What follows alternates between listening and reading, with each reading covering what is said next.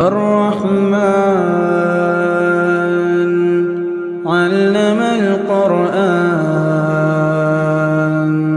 خلق الإنسان علمه البيان الشمس والقمر بحسبان والنجم والشجر يسجدان والسماء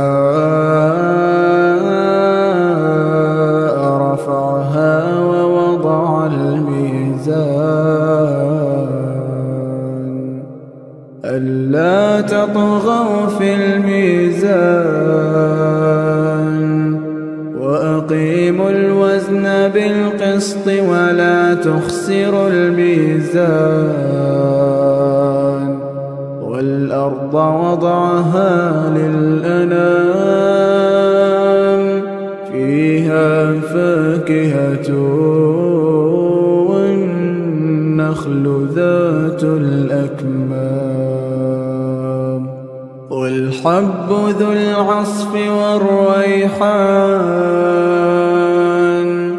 فبأي آلاء ربكما تكذبان